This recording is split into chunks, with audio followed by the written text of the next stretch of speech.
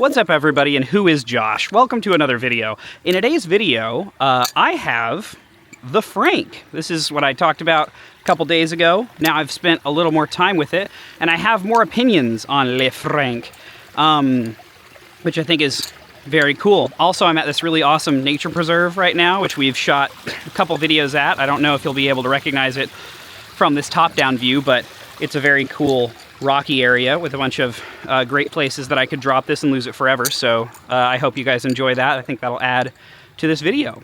But yeah, I've got the LDY Frank today, and Frank is a weird balisong. Let's just say that.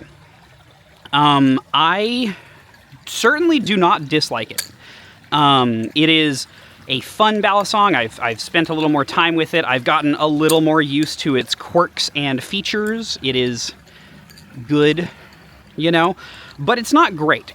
And I think that is going to be an important distinction as to whether or not I recommend the Frank to anybody. I'm also searching for creatures in these puddles, so if I see any creatures, I'll be certain to point them out to you. There's a larger puddle downstream from here that has like full-on fish in it. Very exciting. Love that. I mean, it's not really a puddle, it's just different parts of a stream. It just happens to be running relatively dry, so they kind of seem like puddles more than they do parts of a stream. Anywho, the Frank is good. It's very fun. I like the design. I think it's got a nice, like, non-threatening design. I think it, being both, you know, this like faux channel aluminum sort of construction that is similar to like the Tsunami and the Seraph and stuff like that. I think that's all very, very good. I think it's extremely well built, and I think it has great tolerances. But the flipping, as you can see, is weird. It is not something that I would necessarily recommend as a flipper. It is something that I find myself dropping relatively often, or in general just being kind of inconsistent. And the other thing that I've noticed about it as well is that it is not the most comfortable flipper in the world either. There's a lot of sort of sharp points, especially like down here at the bottom, this little spot right there, just these corners, they kind of come to a surprisingly sharp individual point. You can kind of see, I wonder if I can show this off, you can kind of see the individual point right there that like all of these different angles sort of come together to. You can feel that in your hand. It does feel sharp-ish. So it's got a rougher sort of vibe to the construction overall. It very much feels kind of like the Alpha Beast or the Chav, you know, that angular sort of design. It doesn't feel like that flipping-wise at all. In fact, I don't know how I would describe this thing flipping-wise.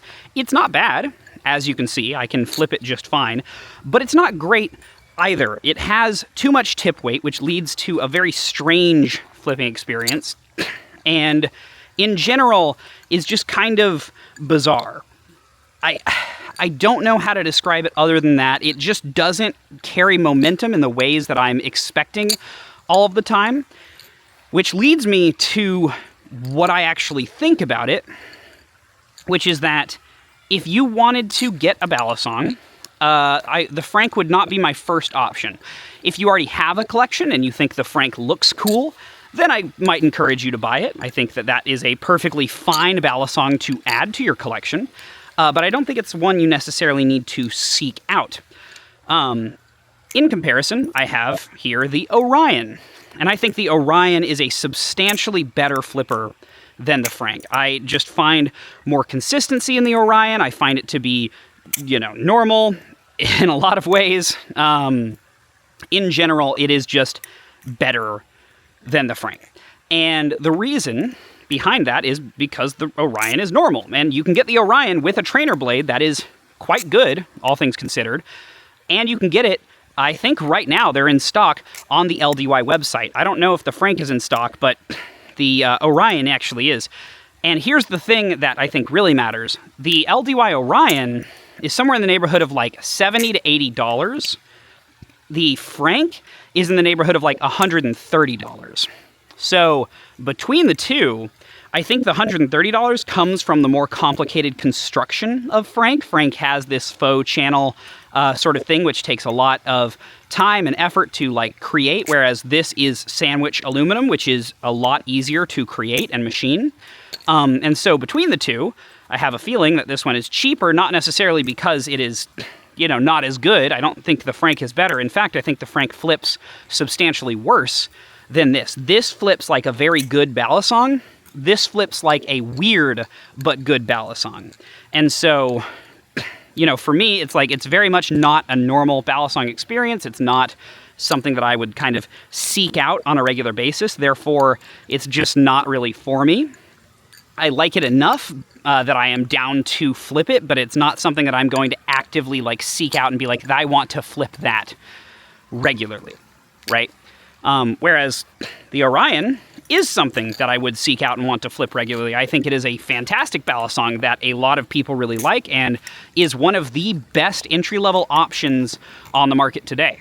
You know, I'm still very proud of the Vulp and all that, but I will absolutely concede that the Orion is better than the Vulp in many ways. So, you know, there is that. I think it's a very good Balisong at a very good price. But at the same time, this is fun. It's really interesting. I think it's cool. I think it's neat. You know, I think it's unique, and uniqueness is something to be celebrated, in my opinion. But I don't think that uniqueness is necessarily worth the price when it is the thing that makes it unique is also something that kind of impacts the flipping performance, in my opinion. So, that is all to say that that's kind of my wrap-up review of this thing. It is good. I like it. I think it is a perfectly functional flipper that does a lot of like what I need it to do, but I wouldn't call it something that I would like really actively invest in because it is so strange. I think there are other options at better price points that work better, and you might as well just get a regular trainer. I think this thing is a weird in-between because it's got that false edge. Sure, it has this very fun face to it, but if you sharpen that, it becomes a knife. So it does become illegal in many areas. And so, like, you know, this becomes more illegal than a just normal trainer that looks like a knife. I don't know how that would actually play out in social scenarios. I don't know if more people would mistake this as being something that is friendlier than, you know, a knife-shaped trainer. I don't have the experience to really figure that out.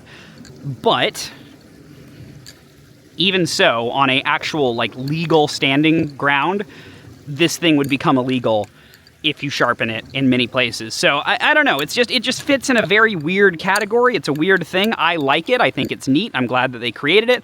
But at the same time, it's not something that I like necessarily completely suggest. So yeah, that's my thoughts on this bad boy. Thanks for watching. I hope y'all enjoyed, and I'll see y'all later. Peace.